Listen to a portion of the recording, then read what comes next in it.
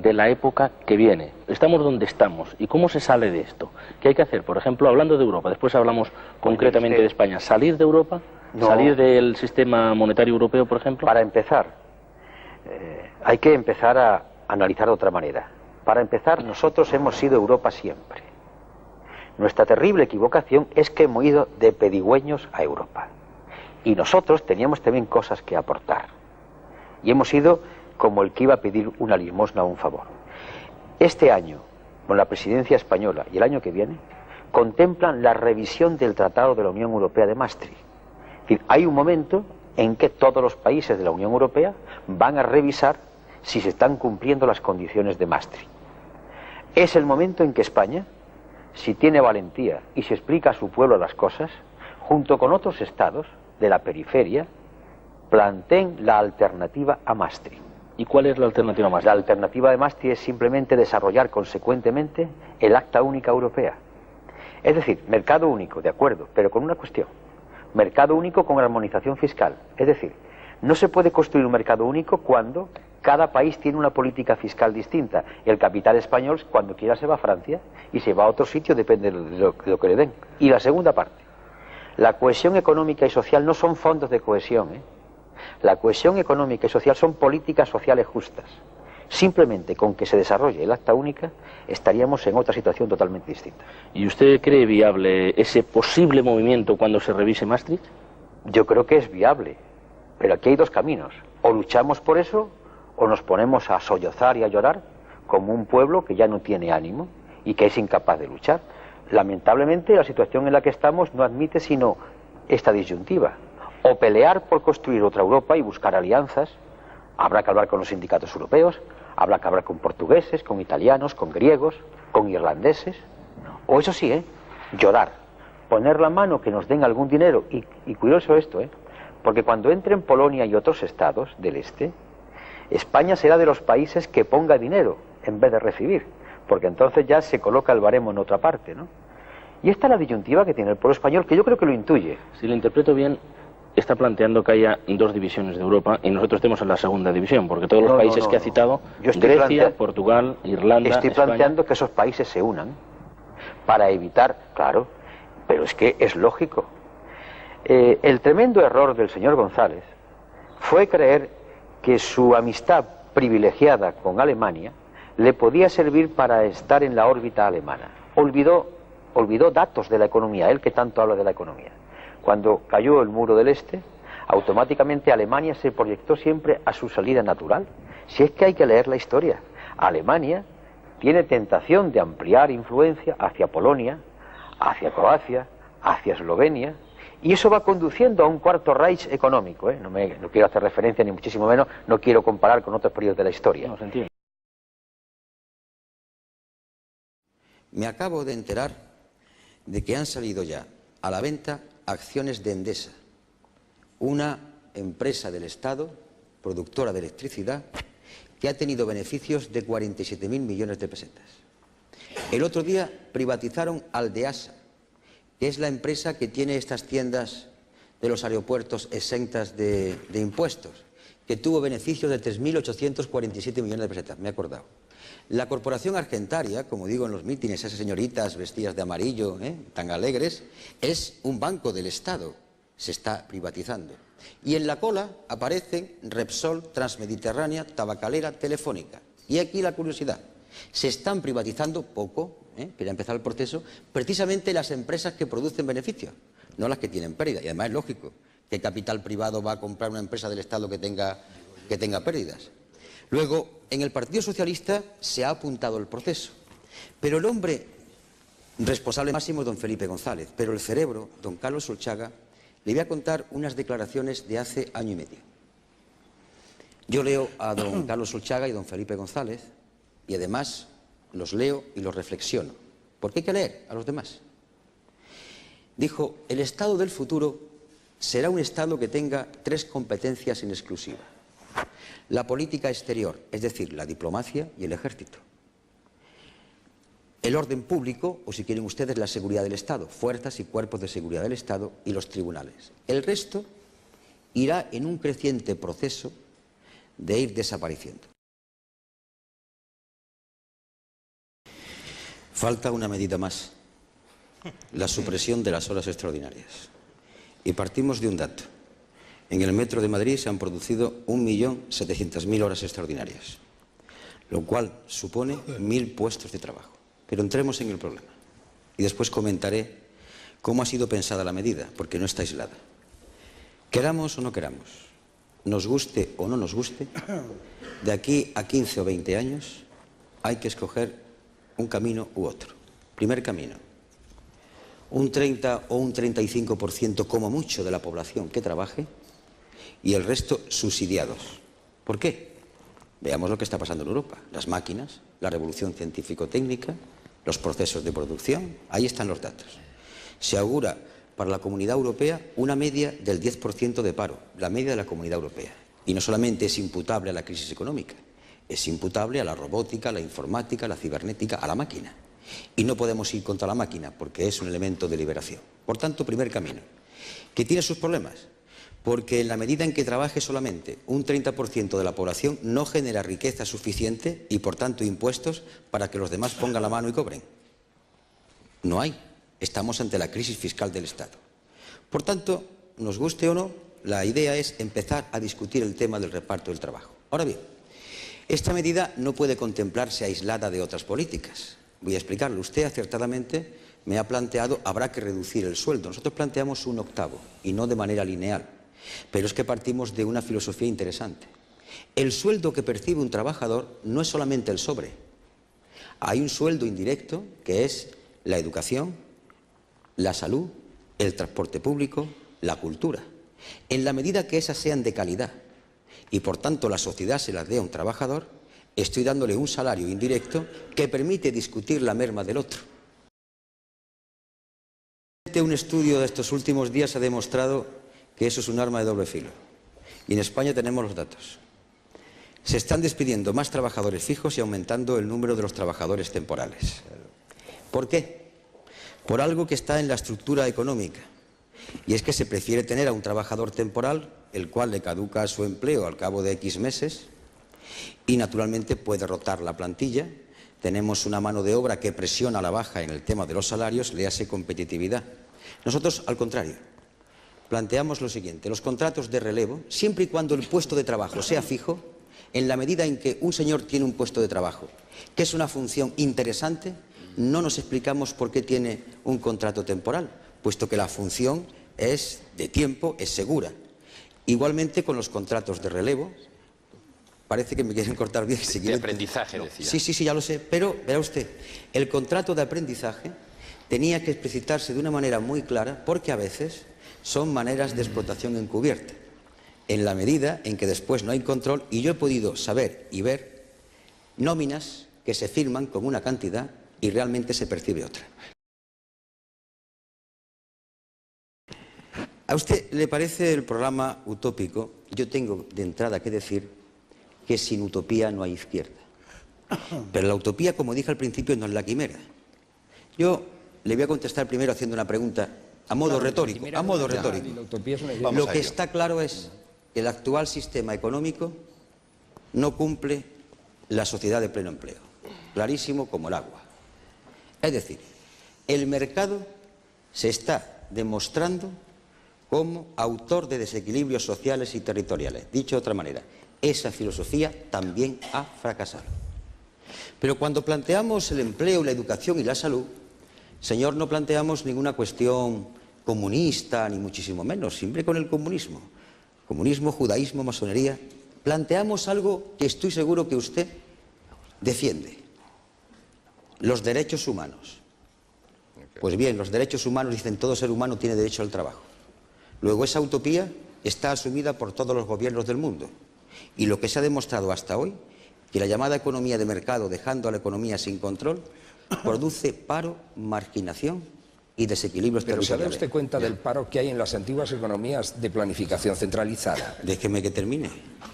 ¿Y quién le ha dicho a usted que estoy defendiendo las economías de planificación centralizada? Para su información, que sé que la tiene, estoy hablando del artículo 38 y 131 de la Constitución española, señor.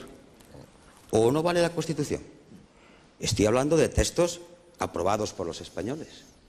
En cuanto usted ha manejado que hay despilfarro y por otra parte no, yo le invito a que usted lea el programa perfectamente, porque hablamos de subida de pensiones, ligados a reducción de gastos y algo muy importante. Hablamos de industrialización, de lanzamiento de tejido productivo, que es el que hace la auténtica riqueza. Y decimos en nuestro programa, para que este pleno empleo pueda conseguirse, además de estas medidas, hay que levantar el país, hay que crear industrias, hay que desarrollar tejido industrial, hay que hablar de agricultura. Y a partir de ahí es como el propio Estado puede obtener ingresos que permitan esos gastos sociales. Porque en la parte dedicada a la seguridad social, decimos clarísimamente, le pondré un ejemplo, que pasar ahora mismo al salario mínimo interprofesional, la pensión asistencial mínima, significaría 800.000 millones de pesetas. El Estado no puede soportarlo esto, pero no podrá soportar que cada día haya más parados. Luego, ¿cuál es la solución? Un sistema fiscal que grave la fortuna, pero también una creación de riqueza que le permita al Estado recaudar. ¿Cuál es el problema? Que estamos cerrando empresas, y empresas, y empresas, y empresas. Y al cerrar empresas, el Estado no recauda, tiene que pagarle a más parados, estamos ante la crisis fiscal. En el programa nuestro hay todo un proceso cauteloso de creación de riqueza, de un sistema fiscal progresivo, y habla de 4 años. Y termino. Una precisión. El que nosotros alguna vez gobernemos, no se puede afirmar que sí o que no. Aprendamos de la historia. Porque los que estamos aquí, incluido yo, nunca pensamos que ciertos sistemas podían caer. No tengamos la soberbia de predecir el futuro en sentido negativo. Aprendamos humildemente de que todo es posible en el reino de los seres humanos. Señora Anguita, ¿usted cree que de verdad que vivimos en España en una democracia? ¿Es esto una democracia o no? En el sentido etimológico profundo del término, no. Y tengo que aclararlo, porque naturalmente se habrán levantado de los asientos los puristas y habrán dicho, sea condenado a la hoguera. Yo me he quedado aquí, ¿eh? Primero, yo prefiero esto a cualquier tentación autoritaria, dogmática o de dictadura, que quede claro. Porque por esto se luchó, y yo también, modestamente. Ahora bien, estamos observando en la aplicación de ese concepto de democracia varios momentos de reducción. Primer momento. Democracia, según definición, es la intervención de todos en el diseño colectivo, en el futuro. Y, por tanto, significa decisión sobre la economía, sobre la educación, sobre la salud, sobre todo. Pues llegó la primera reducción. Democracia solamente es la participación en la política. Y así he oído cosas sublimes. La economía y la política. El arte y la política, la educación y la política, si es que política es todo. Pero no conforme ya el propio sistema con reducir la democracia a la política, dijeron sí, pero solamente en los momentos electorales, ¿eh? Solamente en los momentos electorales. Cojamos la Constitución española, Consejo Económico y Social, mecanismos de control de la seguridad social, solamente en los momentos electorales. Ya hay una primera reducción. Pero parecía que era poco. Y se inventaron los sistemas electorales mayoritarios. Y pongo un ejemplo. En las elecciones del 89, el Partido Socialista Obrero Español sacó 8 millones de votos, nosotros 2, es decir, nos multiplicó por 4, ellos 175 diputados, nosotros 17. Y gracias, porque hay sistemas todavía peores, como el francés. Y gracias. Pero parecía poco, todavía. Y entonces llegó algo tremendo. Y es que la política se transformó solamente en el gesto. La política se transformó en el debate en la Cámara.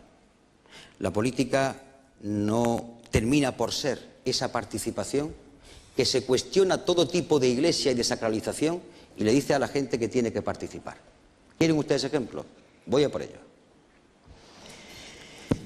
Las Cortes Generales para mí son la encarnación de la soberanía nacional. Eso no lo tengo yo ni la menor duda. Es más, si a uno tiene arrestos de valor en un momento en que eso se lo cuestione a alguien, ahí estará peleando porque eso sea intocable. Pero el que las Cortes Generales que representan a la soberanía nacional no significa que digamos que está muy bien el funcionamiento. No comisiones de investigación, la necesidad de que sean X número de partidos para que firmen iniciativas de investigación, reglamentos y otra cuestión importante, que a los españoles algunos han picado en el anzuelo, permítanme. Como decían que sus señorías no trabajaban, a alguien se le ocurrió la brillante idea de que los diputados estén los lunes y los viernes también en el Parlamento. ¡Qué error! Los lunes y los viernes tienen que estar en su circunscripción, dando la cara y el callo con los que le eligieron. Pero hemos transformado todo esto en una inmensa pompa.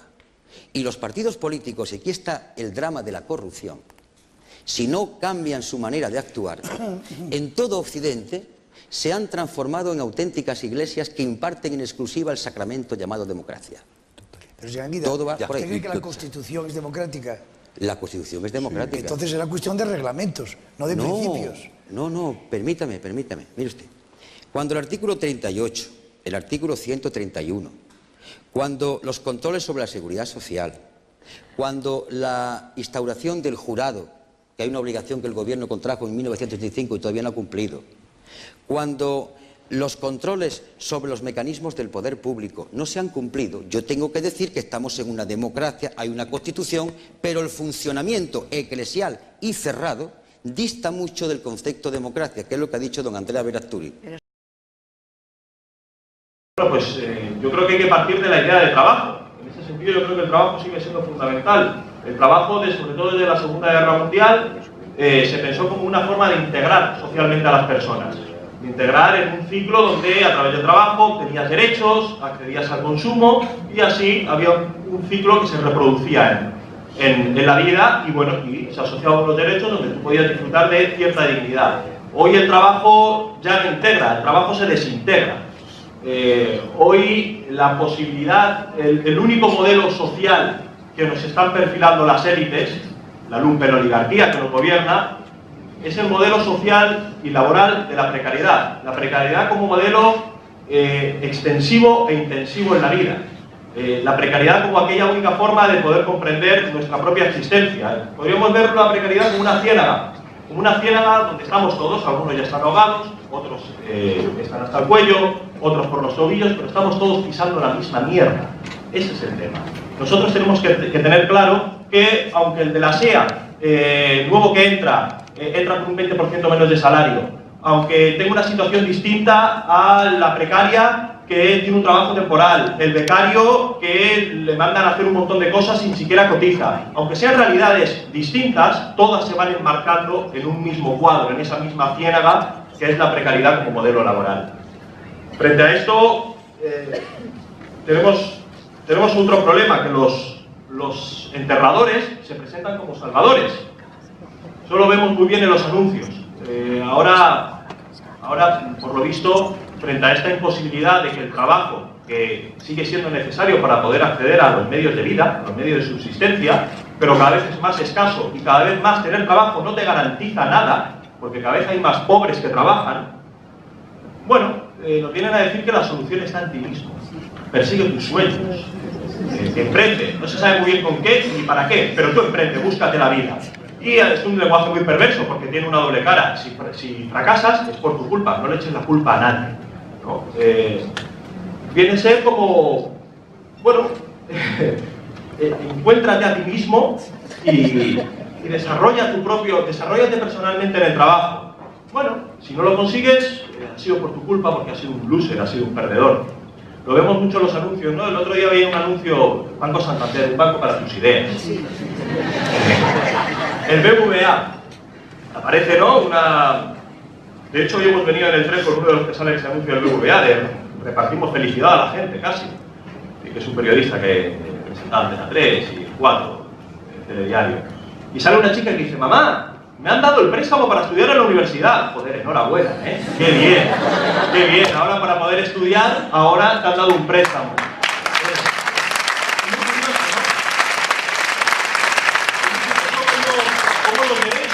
Los derechos colectivos pasan a considerarse servicios individuales, donde ya no se garantizan, sino que dependen de tu capacidad adquisitiva, de si puedes acceder a ellos o no, y si no puedes es por tu culpa, y así con todo. Hay que tener en cuenta cuando dice, mamá, me han dado el préstamo, ya puedo estudiar. En Estados Unidos, la deuda de los estudiantes por estudiar es mayor que la deuda por las tarjetas de crédito. Son 786.000 millones de euros lo que deben los estudiantes. Esto quiere decir que eso te transforma la vida por completo.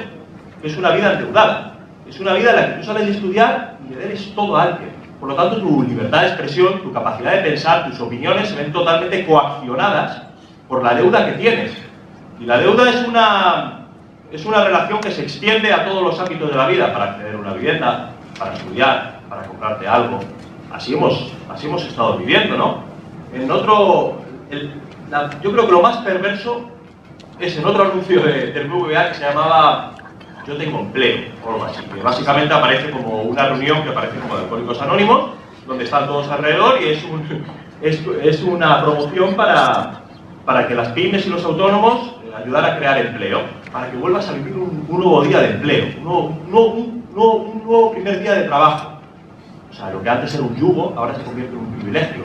Ahora hacer horas extras en tu trabajo, estar mucho más tiempo, estar jodidísimo, estar explotadísimo, se convierte en un privilegio. Lo peor es que los que llaman privilegiados a los que todavía tienen convenios colectivos y ciertas garantías laborales son, qué casualidad, los más privilegiados del mundo. Cuando tú ves a Esperanza Aguirre llamando privilegiados a los trabajadores y trabajadoras del metro, dices, pero ¿esto qué significa?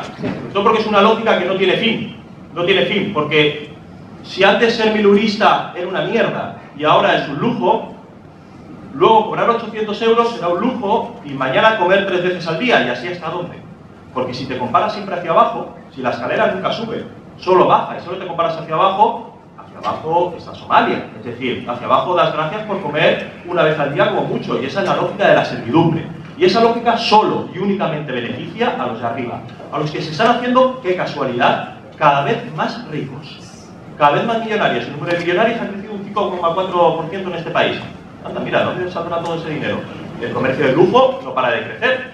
¿Y eso? ¿De dónde saldrá? Bueno, pues en este anuncio, qué curioso, esos que promueven el empleo, que es un banco, por supuesto, tiene beneficios, qué casualidad son los mismos que apoyan esas medidas del FMI para crear empleo, este discurso que te venden como si fuera algo meteorológico, natural. Lo que hay que hacer es, por supuesto, rebajar sueldos, acabar con la rigidez del trabajo, la rigidez de los trabajadores. Qué tojudos que son, que siguen queriendo tener derechos laborales. Pero ¿quién cojones se va a querer dar a toda esta gente que quiere vivir medianamente decente? No. Lo que hay que hacer es bajar un 10% los salarios, como dice el FMI, y así se creará trabajo. Y eso lo dice el director ejecutivo, eso lo dice el BBVA, porque el director ejecutivo, Ángel Cano, fue el banquero que más dinero ganó en 2012, 9,7 millones de euros. Y ese individuo tiene la cara de mármol, tiene la cara de piedra para venir a decirnos al resto que tenemos que bajarnos los salarios. Claro, y aquí viene el problema. De la democracia. El problema de la democracia, teniendo en cuenta que hay 3 modelos, ¿no? Monarquía, el gobierno de uno; aristocracia, el gobierno de los pocos y los mejores; democracia, el gobierno de los muchos; y luego está, bueno, este esperpento que tenemos aquí, que es el gobierno de los pocos y de los peores. Que, claro, vivimos. Una buena imagen de este país es la Agencia de Seguridad Alimentaria la lleva Coca-Cola. Nuestro ministro de Economía era director ejecutivo de un banco que entró en quiebra. Nuestra ministra de Empleo tiene una empresa que está denunciada por sus trabajadores por no pagarles. Claro, puestos en ese escenario, yo prefiero que nuestro presidente sea Derek Zulander, ¿sabes? O sea, ya puestos. O sea, ¿no? Relax era una canción de los años 80 y Relaxing Café con Leche es la metáfora del esperpento que tenemos delante. Nos han vendido durante muchos años esa democracia de consumidores, donde tanto puedes comprar, tanto vales. Déjate de tonterías de decir sobre las cosas de tu vida. Aquí lo único que importa es que puedas comprar y si puedes comprar. ¿Y para eso qué hacemos? Pues te bajamos los salarios. ¿Y qué hacemos luego? Pues te damos crédito. Entonces, bueno, generamos esa idea de menos salarios, más crédito, aumenta la deuda y ya veremos qué pasa. ¿Que te tienes que endeudar para comprar una vivienda? Bueno, tú lo has decidido, es tu decisión individual, asume los costes, asume el riesgo. Esta idea de que ahora todos proletarios, todos empresarios, ¿no? Todos tenemos que ser empresarios de nuestras propias capacidades, tenemos que ser empleables, tenemos que adaptarnos a un mercado cambiante, ¿no? Y si no lo haces es tu culpa, y si no, pues eres, igual que el drogadicto es débil por su drogadicción, tú eres débil por no ser empleable, jódete. Ya nos lo decía, ¿no? La señora Fabra, jódete, es lo que nos están diciendo. Ya va siendo hora que empecemos nosotros a decirlos, no nos vais a joder vosotros.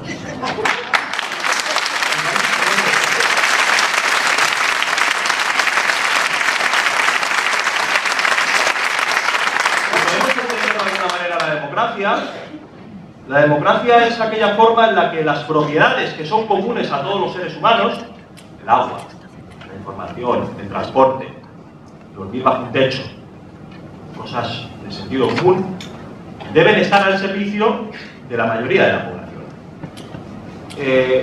Cuando eso no sucede, no podemos hablar de democracia. Cuando sucede lo contrario, que es coger toda la riqueza colectiva para pasársela a través de las administraciones públicas, gobernadas y gestionadas por gente que está al servicio de poderes que nadie les elige, que son antidemocráticos, no puede existir democracia. Eso no es mi opinión. Por ejemplo, en Madrid, en la sanidad madrileña, son datos. Las cuentas del Servicio Madrileño de Salud, en 2009, lo destinado para pagar los conciertos con la sanidad privada aumentaron un 25,4%, 130 millones de euros. Todos y todas, para el bolsillito. 2010 crece un 34%, ese dinero para conciertos privados. 2012, un 55%, 345 millones de euros, que salen de las arcas públicas para sus amigos privados. Eso es un expolio. Eso es un expolio a todos y a todas. ¿Y cuál es la mejor forma de expoliar hoy en día? La deuda. La deuda convierte a todos los ciudadanos y todas las ciudadanas en nos mete en una relación entre acreedor y deudor. El deudor siempre le debe el tiempo que le ha prestado el acreedor. Pero qué curioso, estos acreedores, al final el dinero que nos prestaban muchas veces es nuestro propio dinero. Cuando uno ve, por ejemplo, el ejemplo de Grecia, de cómo el Banco Central Europeo, porque la arquitectura institucional europea así está diseñada, le deja dinero el Banco Central Europeo, el dinero de todos los europeos, a bancos comerciales, al 1%, y los bancos comerciales se lo dejan a los estados, que sale el dinero al 6%. Es un negocio redondo. Eso es un negocio con nuestro propio dinero. Esto nos pone en una situación en la que es imposible pensar en democracia en estas condiciones. Salía el The Economist, un periódico que tampoco es que sea susceptible de ser bolchevique. Hace una comparación entre el número de horas y de días que le cuesta a un trabajador de bajo salario alcanzar lo que gana en una hora un director ejecutivo, y hacía una media. Bueno, en España salía 21 días de trabajo para ganar lo que gana en una hora un director ejecutivo. Claro, luego nos hablan de libertad económica. La libertad económica es la base de la libertad, de la democracia. ¿La libertad económica de quién? Siempre hay que preguntarse de quién. No es que va bien la economía, ¿de quién? ¿De los que pueden o de los que no pueden? Claro, tú tienes libertad económica para endeudarte, para ir a una casa de apuestas, para pedir un crédito, esos que ponen por la mañana, que son usureros, eres libre de hacer lo que quieras. Los otros son libres de jugar con tu propio dinero. Por eso el problema que tenemos delante es que tenemos que empezar a pensar que sí que se puede, que no es lo que hay.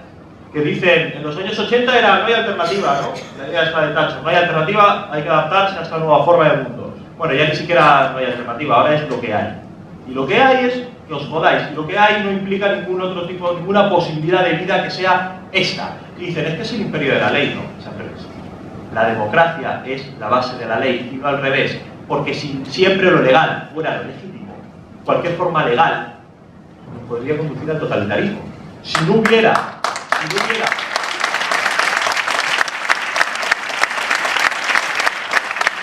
legitimidad no se separara de la legalidad en algunas ocasiones, no existirían los derechos, no existirían los derechos civiles, los negros seguirían siendo esclavos, no existiría sanidad, no existiría nada, porque siempre lo legal determina lo que es y no lo que puede ser.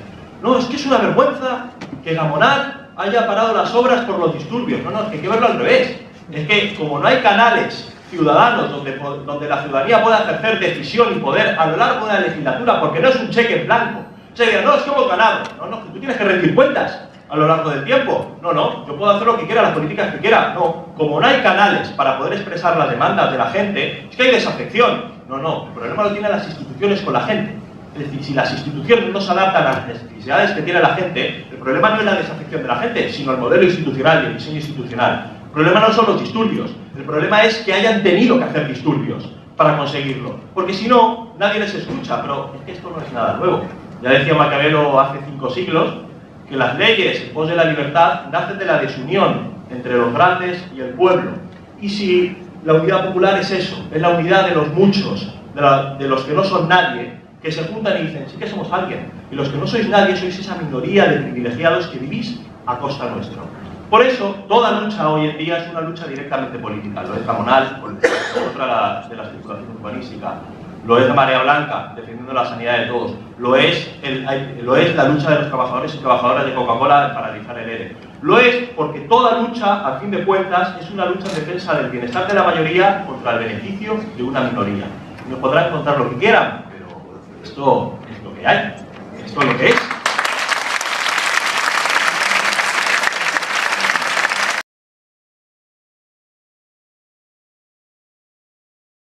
En el sentido de que cada vez que nos movemos políticamente, hay siempre, y yo creo que eso quien mejor lo interpreta es el Partido Popular, la idea del retorno al pasado como objetivo político. La idea misma de recuperación nos lleva a esa idea de que estamos recuperando lo que hemos perdido en la crisis, pero que volveremos al pasado. Es lo que yo llamo una utopía que vive en nuestras cabezas y que, de una manera u otra, es una utopía que nos llena de satisfacción, porque hace que esto que estamos viviendo sea un paréntesis en nuestra vida. Es decir, lo que nos dicen los medios de comunicación del poder, los intelectuales orgánicos del poder y las grandes organizaciones políticas, sobre todo el Partido Popular, es de que la crisis ha sido un paréntesis y que volveremos al pasado. Este Begin de Begin es lo que el poder nos está prometiendo. Por otro lado, y eso además nos satisface, porque nos aclara de nuevo el futuro. Es decir, una crisis es siempre poner en cuestión lo que existe y nos llena de inseguridad, que casi siempre los poderes le añaden a la inseguridad el miedo. Es decir, si hay inseguridad, la mejor manera de controlar la inseguridad y a los que están inseguros es infundiéndole el miedo, el temor. El temor a lo que sea, el temor a Europa, el temor a la salida del euro, el temor a los populismos, el temor a que la crisis la van a agravar más. Y la gente vive como una doble tensión, ¿no? Que es cómo sus libertades, derechos y modo de vida entra en regresión y, por otro lado, el miedo al cambio. Eso es lo que estamos viviendo en este momento con mucha fuerza. Es decir, la gente tiene miedo al cambio, sin embargo su normalidad es una catástrofe. Entonces hay como una tensión permanente, ¿no? Entonces, para que eso se pueda admitir, interiorizar, esa contradicción que vive la gente, por un lado, condiciones de vida siempre peores, y por otro lado, el miedo a que el cambio empeore aún más tu propia vida, es donde vivimos una tensión entre las necesidades del cambio que siente la gente y el miedo al coste de ese cambio para las propias personas. Yo creo que es la coyuntura que vivimos, está marcada por eso. Y aquí aparece un término que yo les voy a usar a ustedes y que voy a emplear mucho profusamente, de que lo que estamos ahora es en lo que yo llamaría una recuperación regresiva y lo que necesitamos es una recuperación progresiva. La palabra regresiva es casi una contradicción, ¿no? Perdón, recuperación regresiva es casi una contradicción. Yo juego con esa contradicción justamente para hacer pedagogía, para intentar que la gente me entienda exactamente. Es decir, la recuperación que nosotros estamos viviendo es regresiva. ¿Por qué es regresiva? Porque nos instala en una nueva fase donde los derechos perdidos no se van a recuperar. Repito, los derechos perdidos no se van a recuperar, sino que van a seguir perdiéndose en la próxima fase. Es decir, de ahí aparece esta contradicción que la gente siente, que esto que te dice el compañero Rajoy con mucha fuerza, dice aquello de no se siente aún, pero llegará y la gente sentirá la recuperación. Y es que no se siente aún por algo que en América Latina han teorizado muy bien, que es la teoría del chorreo, ¿no? De que si hay crecimiento económico, tarde o temprano chorrea de arriba abajo y hará a los pobres menos pobres. Claro, eso nunca se ha cumplido en país alguno automáticamente por el mercado o las políticas neoliberales. La teoría del chorreo. Bueno, pues lo que están diciendo es una recuperación regresiva significa eso. Ya no vamos a recuperar las conquistas y derechos sociales obtenidos con los que habíamos vivido y hasta lo que nos habíamos venido acostumbrando siempre con un nivel, como decía el otro Vicente Navarro, con un nivel siempre insatisfactorio, mientras que lo que tendríamos que aspirar es a una recuperación progresiva, que tendría dos momentos. Uno es recuperar lo perdido, derechos y libertades perdidas, y otra, que sería fundamental, es evitar, con un nuevo modelo económico-social, que se vuelva a producir la crisis que nos ha llevado a esta situación. No sé si entienden ustedes qué es lo que tendríamos que hacer en este momento. ¿Y dónde está el problema? En el libro lo discutimos y les recomiendo que en este caso se lo puedan leer, sobre todo el manifiesto inaugural, que son las primeras 30 o 40 páginas que hemos escrito para este momento Héctor Illueca y yo, que se llama justamente un manifiesto para un nuevo proyecto de país. Cuando hablamos de política de España, tenemos siempre en la cabeza, ahora por ejemplo en el debate que hay entre Cataluña, España, el País Vasco, la cuestión de la nacionalidad histórica, la idea que a mí me parece sorprendente, que nos creemos que España es un país independiente y que en España manda el gobierno español. Yo creo que ese es un asunto que a mí me sorprende que se asuma prácticamente sin crítica, sin cuestionamiento. Para decirlo en plata, y como soy viejo militante de IU y amigo de Julio Anguita, me lo van a admitir rápidamente. Desde que Maastricht se consolidó, los estados-nación, sobre todo de los países del sur, somos estados donde no tenemos soberanía económica.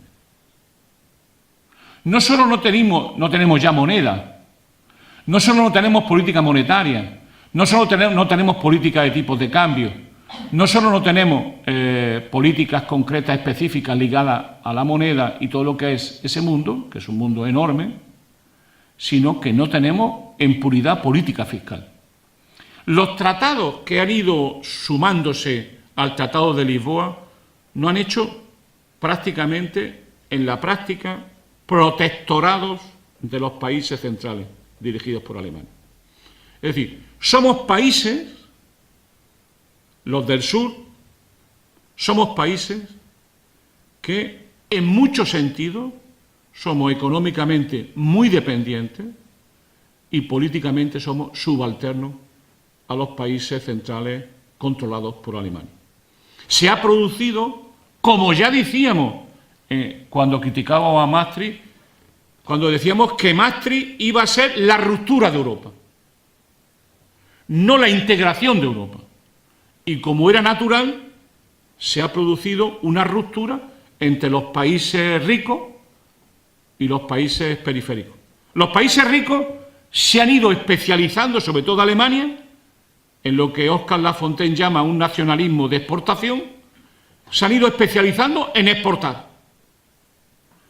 Los países del sur se han ido especializando en importar. Y, al final, los grandes países del centro se han convertido en los acreedores y nosotros en los deudores.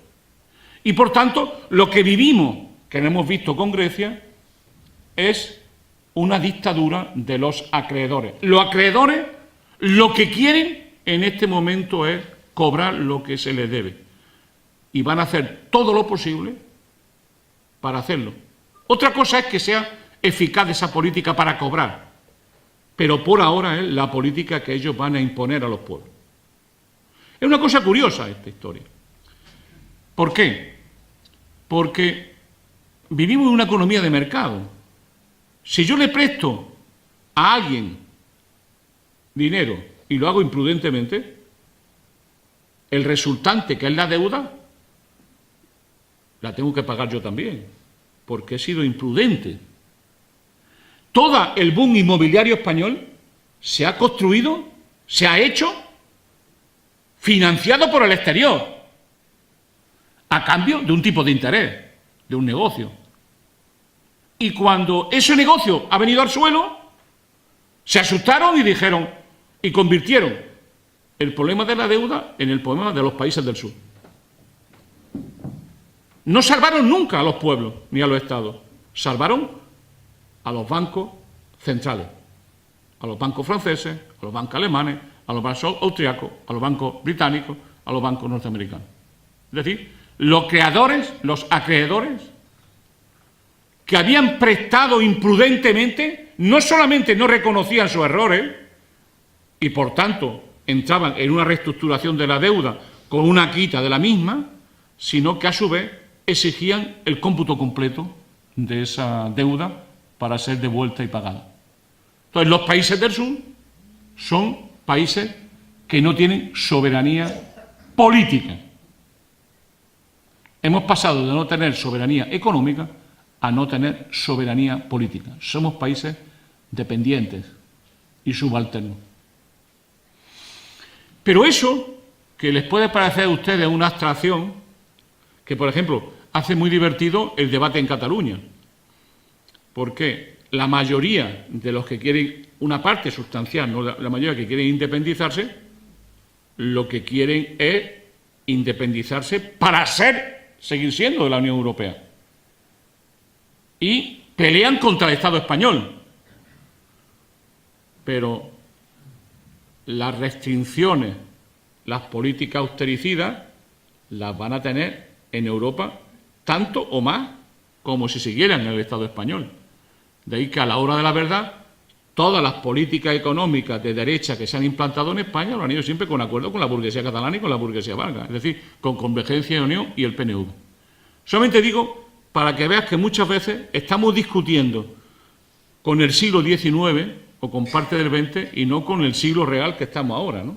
Es que el pueblo catalán, como el conjunto de los pueblos que convivimos o malvivimos en el Estado español, estamos siendo de una u otra manera esclavizados, sometidos a las políticas que vienen de los países más ricos de la Unión Europea. Para nuestro país,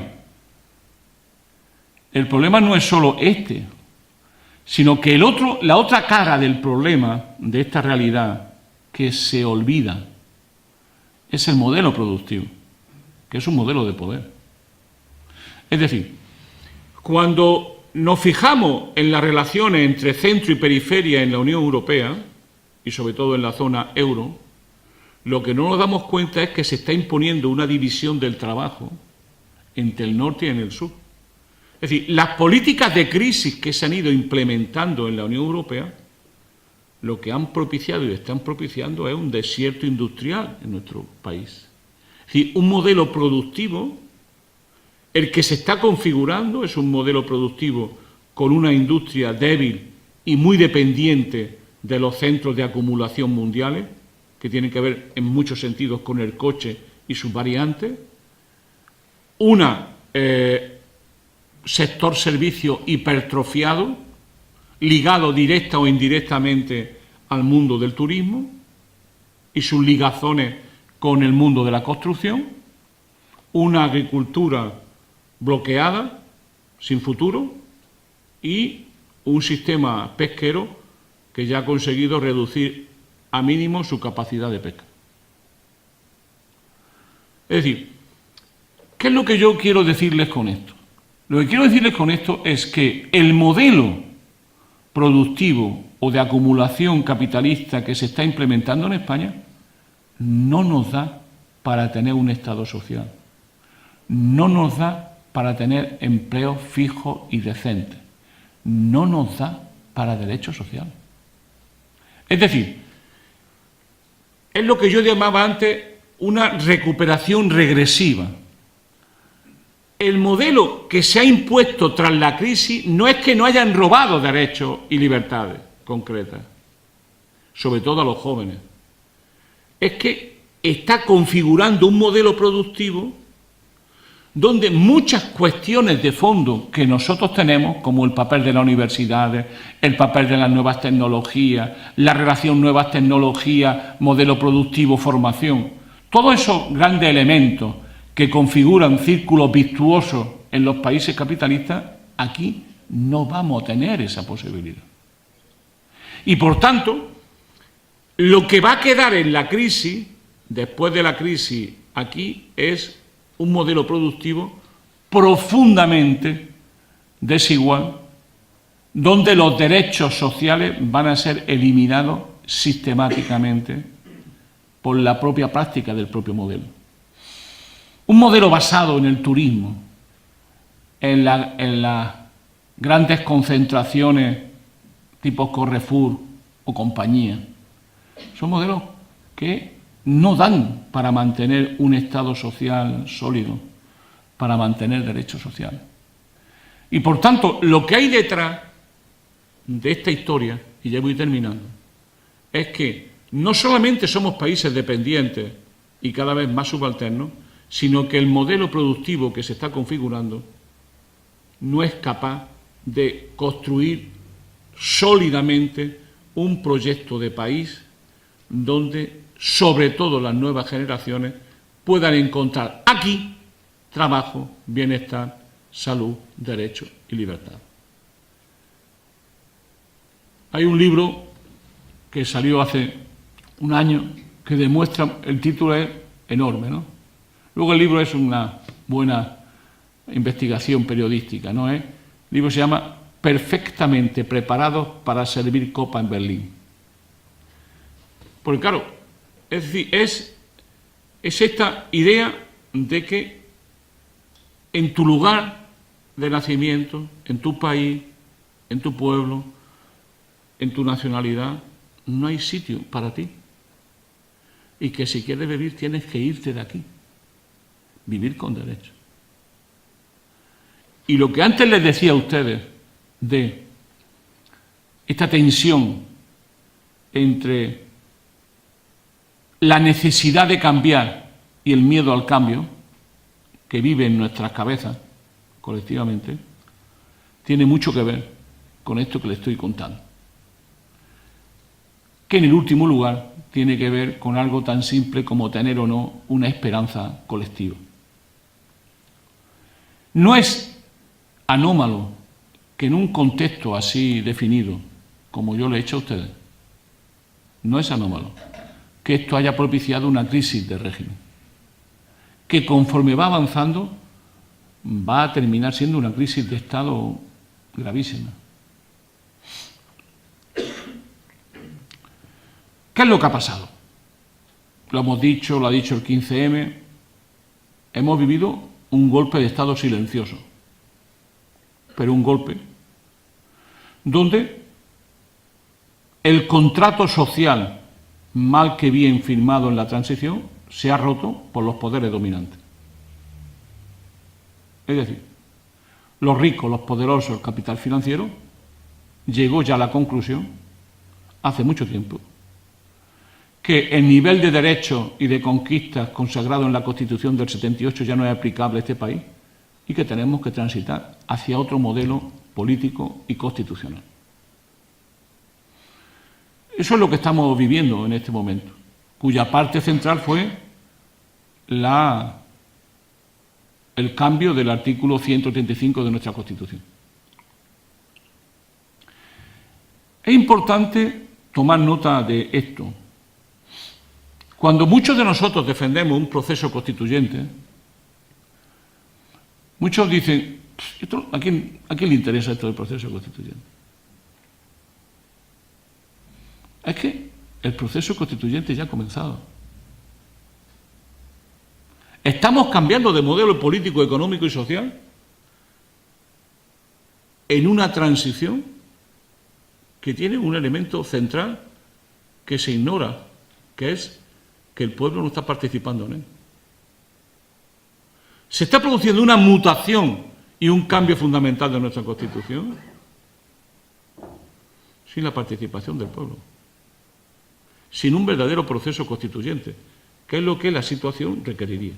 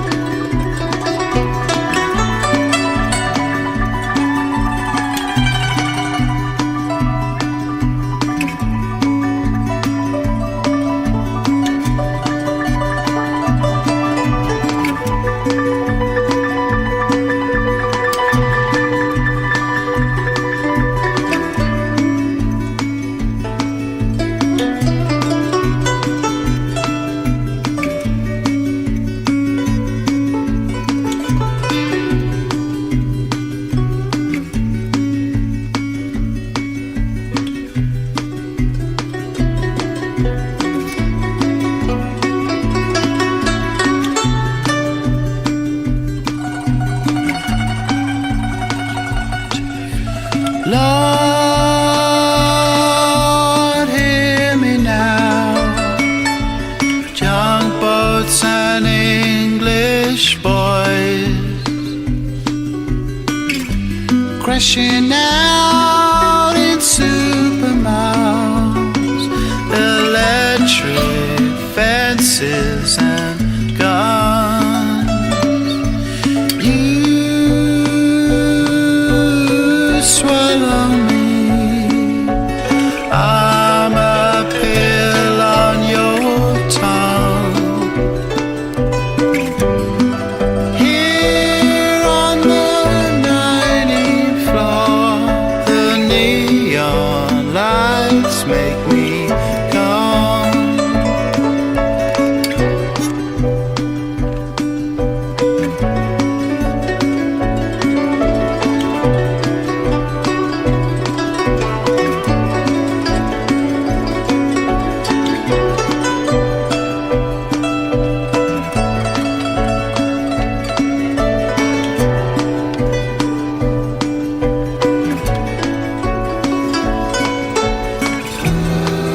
And late in a star's light,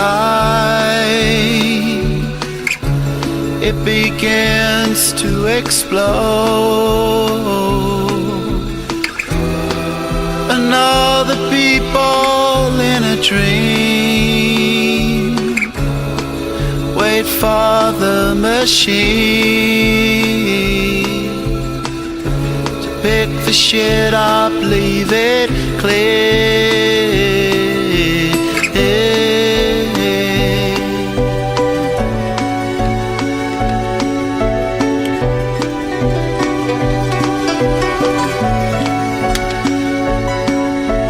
Kid, hang over here. What you learning in school is the rise of an eastern sun, gonna be good for everyone.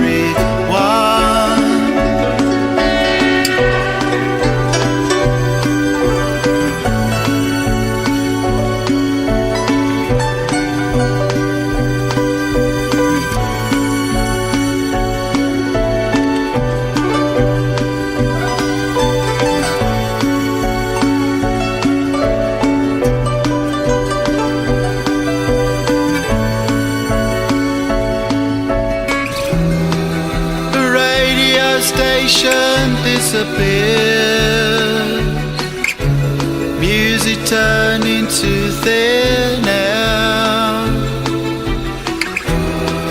The DJ was the last to leave. She had well-conditioned hair, was beautiful but nothing real.